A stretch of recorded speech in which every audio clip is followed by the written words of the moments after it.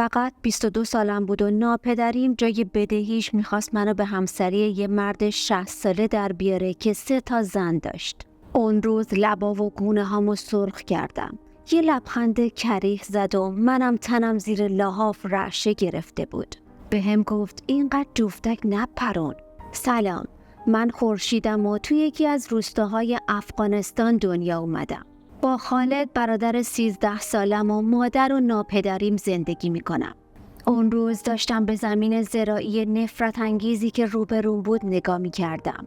یه زمین 5 هکتاری وسیع که زیر کشت یک گیاه شوم بود. از این زمین و محصولش متنفر بودم. تو افکار خودم غرق بودم که صدای کریه خنده سفر منو از خیالاتم کشید بیرون. با خنده گفت اینقدر به این زمین بدبخت با نفرت نگاه نکن عروس خانم. این زمین چه بدی بهت کرده؟ انگاری از صدقه سری همین زمین داری زن شاه میشی. برگشتم و با انزجار بهش نگاه کردم.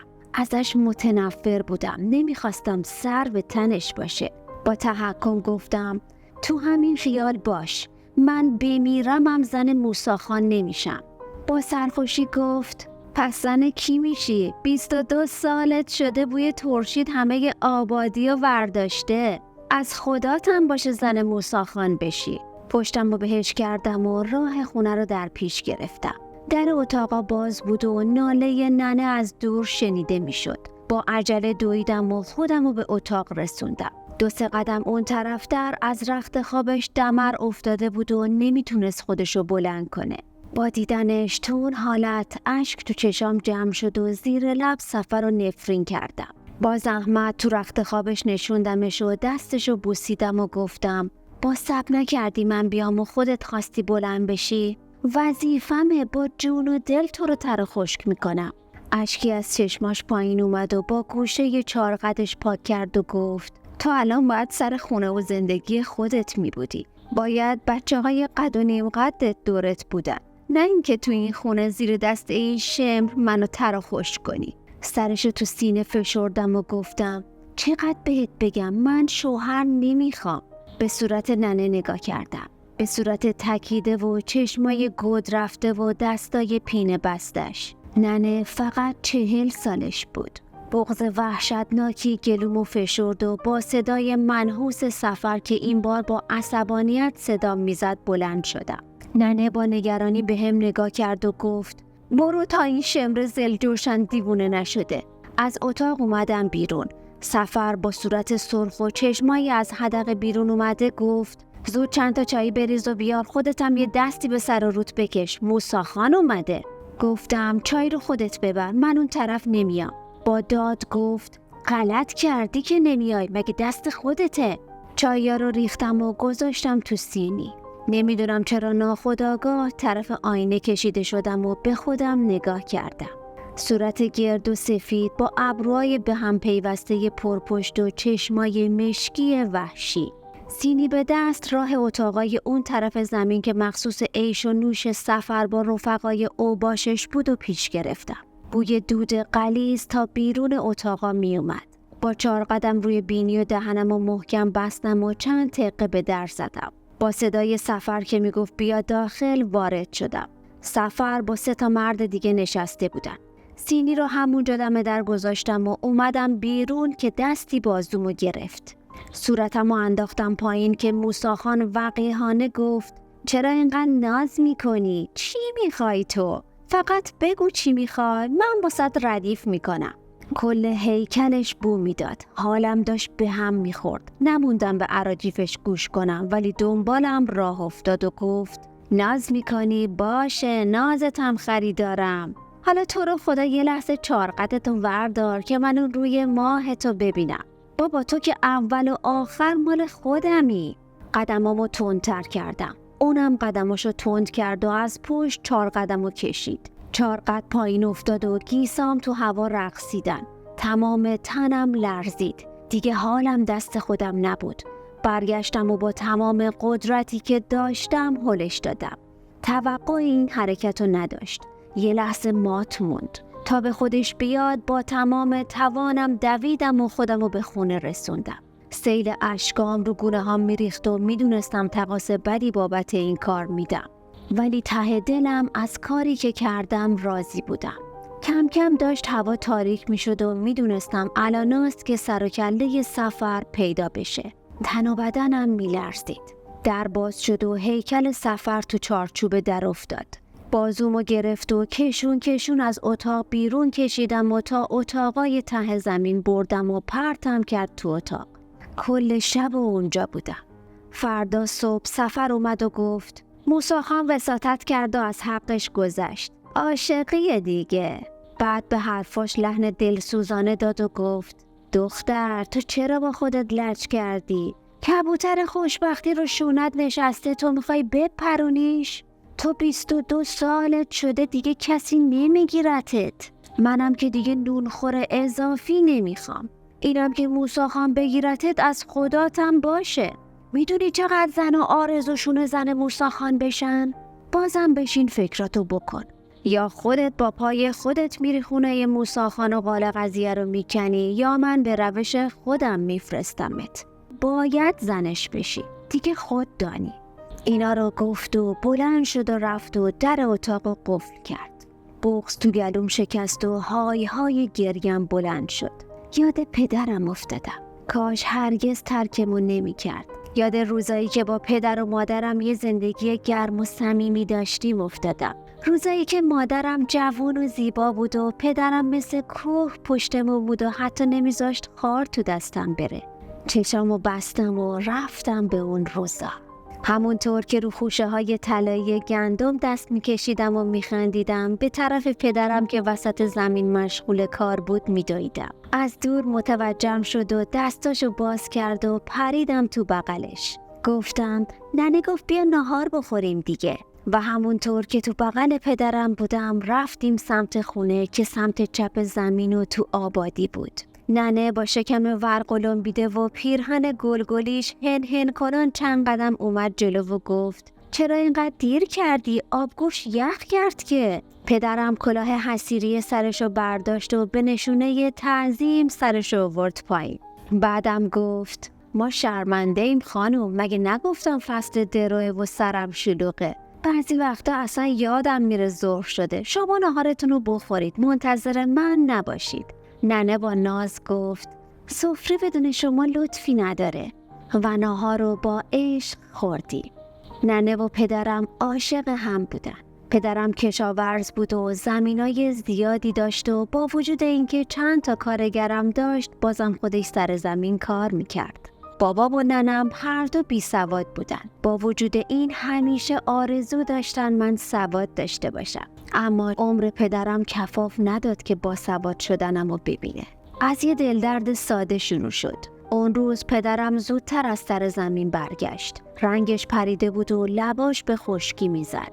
ننه که دیگه چند روز بیشتر تا زایمانش نمونده بود و حسابی سنگین شده بود از حال پدرم هول شد و براش شربت خاک شیر درست کرد و گفت حتما گرما زده شدی و جرعه داد تا پدرم بخوره. اما شربت خاک شیر ننه کارساز نبود. پدرم اون شب تا صبح مثل یه آدم مارگزیده به خودش پیچید و دلشو محکم با دستش فشار داد. نزدیکیای صبح چند بار بالا آورد.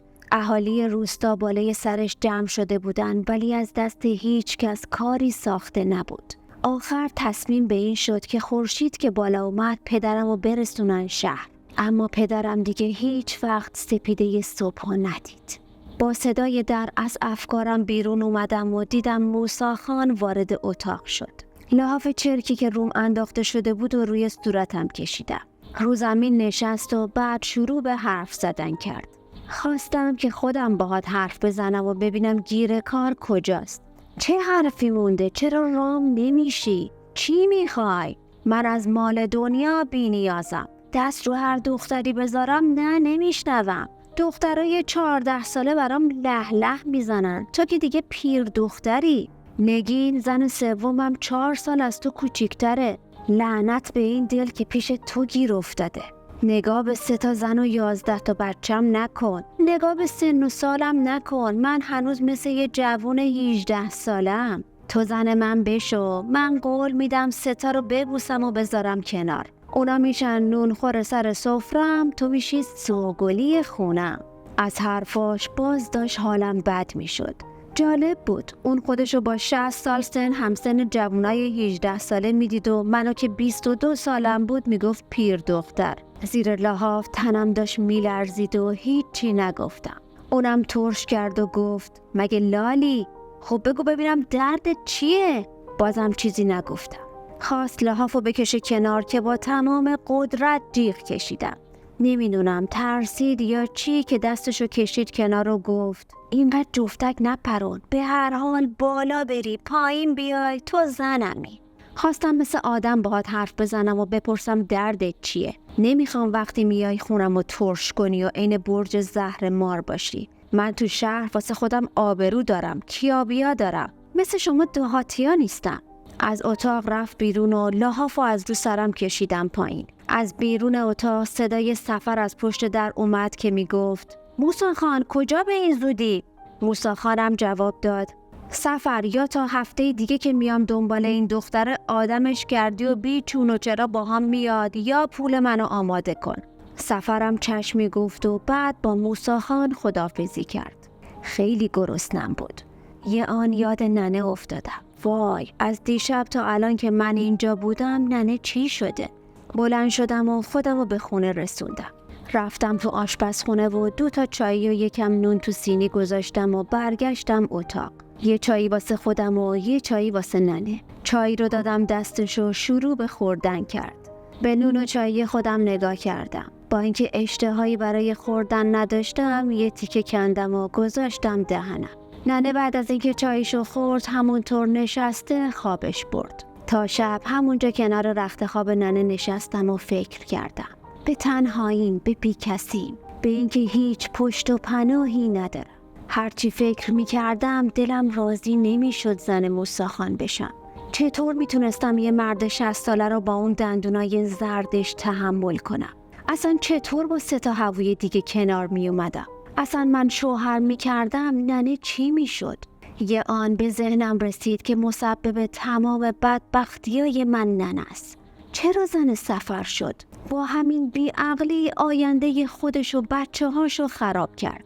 این از خودش که افتاده تو رخت خواب و اون از خالد بدبخت که شده چوپون گوسفندای مردم و ماه به ماه خونه نمیاد و عین چوب خشک شده. اینم از من که با 22 سال سن حتی یه خواستگارم نداشتم. همه آبادی ما مردم زحمتکش و محترمی بودن. اکثرا کشاورز بودن و همه اهل آبادی از سفر متنفر و بیزار بودن. تو بقیه زمینای آبادی گندم و جو کشت می شد و تو زمین ما اون گیاه منفور. از بقیه خونه های روستا صدای نماز و قرآن شنیده می شد و از خونه ما صدای هرهر و کرکر اراذل و اوباشی که سفر دور خودش جمع می کرد. معلومه هیچ کس دوست نداشت با ما وصلت کنه. امشب تصمیم داشتم با ننه حرف بزنم.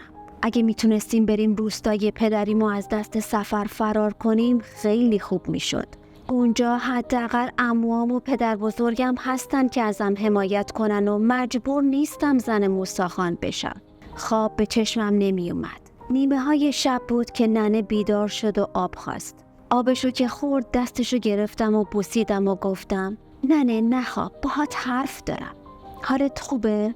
با خجالت سرشو تکون داد. گفتم ازت کلی سوال دارم ننه. چرا این روزو به سرمون آوردی؟ چرا زن سفر شدی؟ بغض کهنه‌ای که تو گلوم بود شکست و به حق حق افتادم. ننه این حق تو بود که تو جوونی بیفتی تو رخت خواب؟ این حق خالد بود که تو 13 سالگی اندازه یه مرد 40 ساله کار کنه؟ این باید زندگی من باشه؟ واسه این که به روز تو نیفتم باید زن 4م یه مرد 60 ساله بشم؟ بگو، میخوام بشنوم. میخوام بدونم چرا حرمت زندگی پدرم رو شکستی و زن این جونور شدی. دیگه حالم دست خودم نبود. ننم داشت گریه میکرد. این بار اون سرمو تو سینش گرفت و گفت شرمندم، من مادر خوبی واسه‌تون نشدم. اما به خدا نمیخواستم اینطوری بشه. خواستم مثلا سایه یه مرد بالا سرتون باشه، سایه یه پدر. وقتی محمد علی به رحمت خدا رفت تو 9 سالت بود و خالد تو شکمم بود. از شوک مرگ ناگهانی محمد علی بعد از مراسم خاکسپاری زایمان کردم و خالد دنیا اومد. همه گفتن خدا رو شکر که سالمه، خدا رو شکر که پسره. اگه خدا مرد تو ازت گرفت جاش بهت یه پسر داد، حامیت میشه. دلداری میدادن اما اینا فقط حرف بود. من تنها مونده بودم، یه زن بیوه جوان با یه دختر 9 ساله و یه نوزاد که به زودی قرار بود حامیم بشه. تا یه سال که به هر بدبختی بود سر کردم. بعد سال اون خدا بیامرز کم کم اذیت و آزارای مردای مریض شروع شد. هر مردی که صبح با زنش دعواش میشد نصف شب میومد پشت در خونه من و شروع به موس کردن و وعده دادن میکرد. کم کم زنای آبادی خبردار شدن و نگاهشون بهم عوض شد. فکر میکردن من از بیشوهری به شوهراشون چراغ سبز نشون میدم. حرف و حدیثا شروع شد. دیگه یه روزم آرامش نداشتم. تو اون زمونا بچه تر از اون بودی که این چیزا رو درک کنی. جایی رو نداشتم که برم. پدر و مادرم که فوت شده بودن و خواهر برادرامم که همگی بعد ازدواج پراکنده شده بودن. بالاخره یه روز پدر محمد علی با توپ پر اومد خونم و گفت چشمم روشن عروس، شنیدم که روستا رو آباد کردی. روزی نیست که 7 پشت سرت نشنوم. یکی میگه دیشب صادق پشت در خونه عروست بود، اون یکی میگه با ابراهیم قول و قرار کرده. اشکام ریخت پایین و اومدم از خودم دفاع کنم و بگم به خاک محمد علی من دست از پا خطا نکردم. من حرمت زندگیمو نگه داشتم. اما پدر بزرگت نذاشت حتی حرف بزنم. گفت تا الانم الکی آزادت گذاشتم. بالاخره تو یه روز زن محمد علی بودی و نمیخوام واسه کارایی که میکنی تن اون تو قبر بلرزه. همین بعد ماه حرام به محمد رضا محرمت میکنم. هم خودت سر و سامون میگیری هم محمد رضا. واسه بچه هاتم پدری میکنه. اینا رو گفت و بدون اینکه نظر منو بخواد بلند شد و رفت. محمد رضا برادر شوهر کوچیکم بود. 6 سالی از خودم کوچیکتر بود و دل باخته و شیدای دختر خالش پریچهر بود. اما چون پدرش از خانواده مادریش دل خوشی نداشت مخالف این وصلت بود. پریچهرم به محمد رضا علاقه داشت. منم همه اینا رو میدونستم، ولی چی کار باید میکردم؟ اجازه نداشتم رو حرف پدر شوهرم حرف بزنم. اصلا اگه حرف میزدم و به ازدواج با محمد رضا تن نمیدادم به تهمت‌هایی که بهم زده بودن مهر تایید میزدم. دیگه اصلا رو نداشتم تو روی محمد رضا نگاه کنم. اونم ازم فرار میکرد. تا آخر ماه حرامم فقط 20 روز مونده بود. محمد رضا مونده بود تو مخمسه. اونم مثل من نمیتونست رو حرف پدرش حرف بزنه. خیلی با هم سرد شده بود. قبل این جریان هر چند روز یه بار به همون سر میزد و با بچه ها بازی میکرد و اگه کاری داشتم برام انجام میداد. ولی از وقتی حرف محرمیت پیش اومده بود دیگه پاشو این طرفو نذاشته بود. بالاخره بعد یه هفته محمد رضا با سر پایین و شونه های افتاده اومد خونم و نگاهش برخلاف همیشه پایین بود. با خجالت سلام داد و منم با شرم جواب دادم. بعد کلی من گفت زن داداش، اومدم باهات حرف بزنم. اومدم به دست و پات بیفتم که قبول نکن. از حرفاش تعجب نکردم. میدونستم دلش جای دیگه گیره. گفت زن داداش تو رو به خاک داداش به جون بچه هات، خودت که میدونی من و پریچر همو دوست داریم. کلی برنامه ها واسه آیندمون داریم. کلی با هم رویا بافتیم. دستم به دامنت، نذار خونه آرزوام خراب بشه. میدونم که خودت هم راضی به این محرمیت نیستی. اشکای محمد رضا روی گونه هاش میریختن و به هم التماس میکرد. گفتم من نمیتونم رو حرف پدرت حرف بزنم. خودت بگو منو نمیخوای. گفت نمیتونم، پدرمه، آقم میکنه و آه دلش یه عمر زندگیمو میسوزونه. محمد رضا با نگاهی پر از التماس رفت. اون شب تا صبح فکر کردم چی کار باید کنم. اگه قبول میکردم یه مشکل بود و اگه قبول نمیکردم 1000 تا مشکل. از این قول و قرار ما فقط خودمون، یعنی من و خانواده شوهرم خبر داشتیم. به خودم قول دادم که تو روی پدر بزرگت وایستم و قبول نکنم زن محمد رضا بشم. با خودم عهد کردم به اولین مردی که ازم خواستگاری کرد جواب بدم و این همه حرف و حدیث رو تموم کنم. راستش من هنوز جوان بودم و هنوز محتاج محبت و توجه یه مرد بودم. نمیتونستم با ازدواج با محمد رضا واسه همیشه خودم و اونا از یه زندگی گرم محروم کنم. زندگی که دل مردشی جای دیگه گرم بود. از وقت سیاه هم زد و درست فردای اون شب این سفر گور به گوری اومد خواستگاری. 15 سال ازم بزرگتر بود و زنش به رحمت خدا رفته بود و بچه‌ای نداشت. اومد شروع کرد زیر گوشم حرفای عاشقونه زدن و از سایه سر شدن گفت. از پدری کردن گفت. به این دلمو خوش کردم که خودش بچه نداره و تو حسرت بچه است. حتما پدر خوبی واسه بچه هم میشه. مال آبادی ما نبود. یعنی یه 2-3 سالی بود که تازه به آبادی ما اومده بود و کارش مشخص نبود. در ماه یه هفته‌ای میرفت شهر و کارگری میکرد. در واقع خودش به مردم اینطور گفته بود. خونه و زمین و گاو و گوسفندی هم نداشت. دیگه رفت آمدش به خونم هر روز شده بود. یه روز 2 کیلو میوه می آورد، یه روز یه اسباب بازی واسه خالد، یه روزم 2 متر پارچه که باهاش واسه پیرهن بدوزم و بالاخره محبت میکرد. پدر بزرگت هم بو برد و یه روز که سفر خونه ما بود اومد و کلی فحش و لیچار بارم کرد و گفت هرچی مردم در موردت گفتن راست گفتن. دیگه تا آخر ماه حرم صبر لازم نیست. همین فردا زن محمد رضا میشی. منم که به محبتای الکی سفر دل خوش کرده بودم تو روش وایسادم و گفتم بمیرم هم زن محمد رضا نمیشم و میخوام زن سفر بشم. پدر بزرگت خشکش زد و بیش از حد عصبانی شده بود و با چشمای سرخ شده گفت باشه تو هر کار خواستی بکن، ولی من نمیذارم نوهام برم زیر دست ناپدری. تو زن همین مردک بشو، ولی دیگه قید بچه ها تو بزن. این بار من خشکم زد. میدونستم پدر بزرگت حرف الکی نمیزنه و هر جا برم و به هر کی بگم کفالت بچه ها رو به پدر بزرگشون میده. ولی باز کوتاه نیومدم. یعنی این گور به گوری باز عین شیطون شروع کرد به وسوسه که بچه ها تو رو چشمام میذارم. بیا از اینجا بریم. اون وقت هیچ وقت دست پدر شوهرت به بچه ها نمیرسه. میگفت میریم ولایت ما، من اونجا خونه و زندگی دارم، کشاورزی میکنم و تو به بچه هات برس و 1000 جور دروغ دیگه. بالاخره وسایلم رو جمع جور کردم و یه صبح زود ملا از اون صبح نداده خودم و سفر و شماها سوار گاری شدیم و اومدیم تو این خراب شده. روزای اول که خونه یکی از فامیلاش بودیم گفتم سفر تو که گفتی ولایت خودم خونه و زندگی دارم، پس کو خونه و گاو و گوسفندت؟ که کاشف به عمل اومد همه رو چاخان کرده و هیچ چی نداره.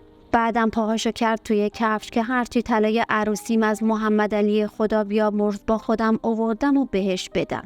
منم خودم از بیخونگی و سربار دیگرون بودن خسته شده بودم. همه دار و ندارم و با بنجاق زمینی که از پدرم بهم ارث رسیده بود بهش دادم. اونم همه رو آب کرد و این زمین رو خرید و این خونه رو توش ساخت.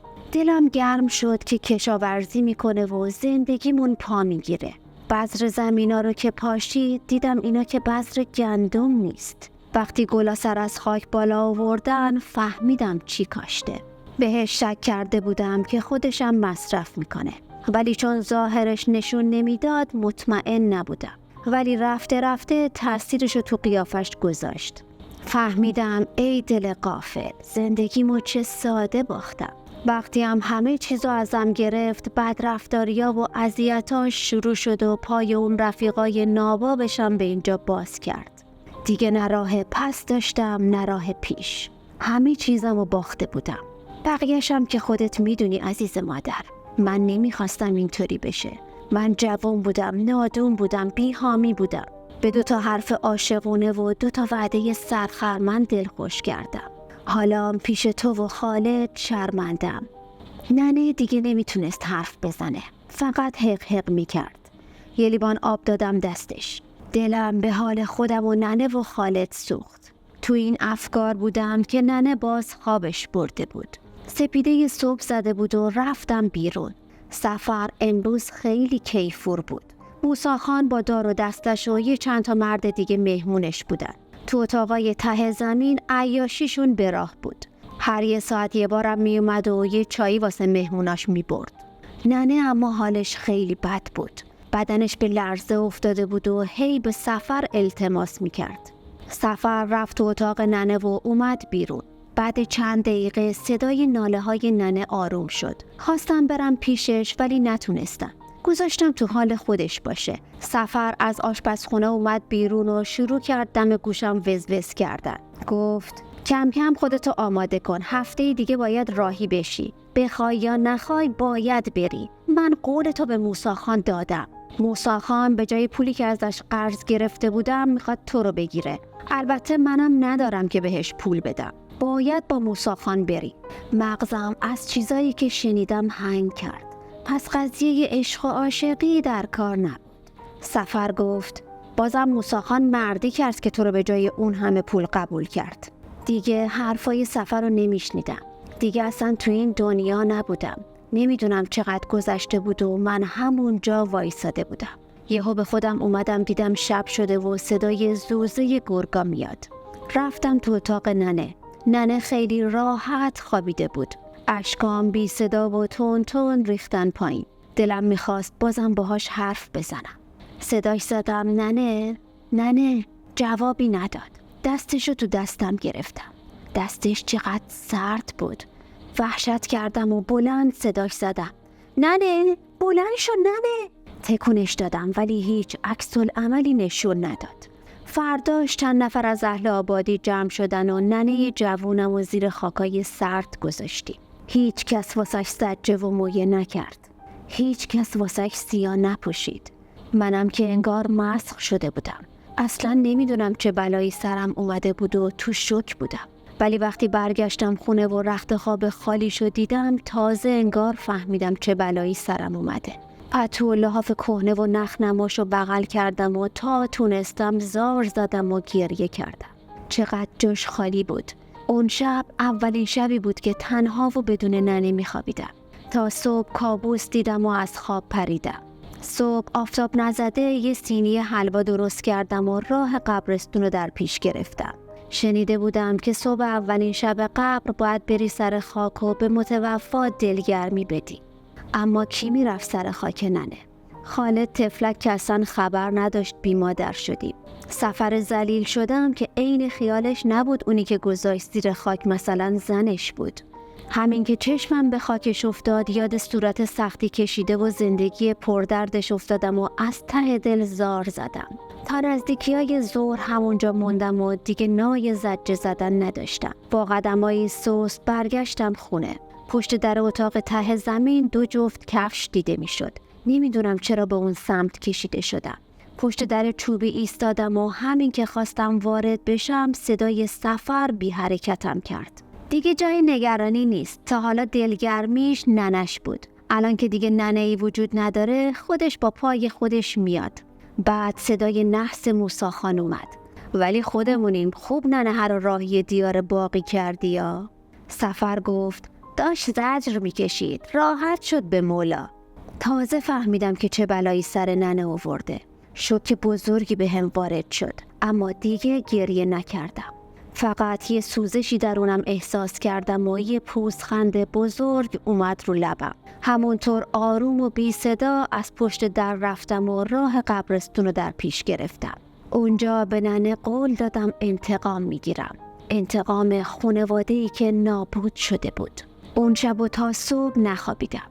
تو اتاق خودم و ننه نشستم و فکر کردم. صبح یه لقمه نون و یه کاسه آب به زور خوردم و طرفای ظهر بود که سر و کله سفر پیدا شد. یه نگاه خریدارانه به هم انداخت و گفت فردا وقت رفتنه. خرت و پرتاتو جمع کن. هیچی نگفتم. حتی نگاهشم نکردم. اون شب آخری بود که تو این خونه شوم بودم. برخلاف 2 شب گذشته رفتم تو رخت خواب ننه و راحت با خیالی آسوده خوابیدم. میدونستم فردا دیگه اینجا نیستم. با آفتابی که تو صورتم میخورد چشمامو باز کردم. رفتم آشپزخونه و یه صبحونه حسابی خوردم. آب رو آتیش گرم کردم و حموم کردم و سبک شدم. بعدم رفتم سرخاب سفیداب کردن. ناسلامتی امروز عروسین بود. موهامو با وسواس شونه کشیدم و دورم ریختم. تنها گیر مویی که داشتم و به موهام زدم و لبام و گونه هامو سرخ کردم. بهترین لباسی که داشتم و پوشیدم. باید سفید می پوشیدم و لباس سفید پولک دوزی من پوشیدم. کاملا آماده شده بودم که سفر صدام زد. وقتی منو دید یه خنده رو لباش اومد و گفت آفرین، حالا شدی یه زن عاقل. همینطور که داشت نزدیکم میشد بهش دقیق شدم. یه پیرمرد به شدت لاغر و سیاه و تکیده که تا یه فرسخی بوی گند میداد. همه دندوناش سیاه شده بود، با موها و ریشای ژولیده که بیشترشون سفید شده بود. سفر به هم نزدیک شد و خواست دستشو نزدیک صورتم بیاره که با دست کوبیدم وسط سینش.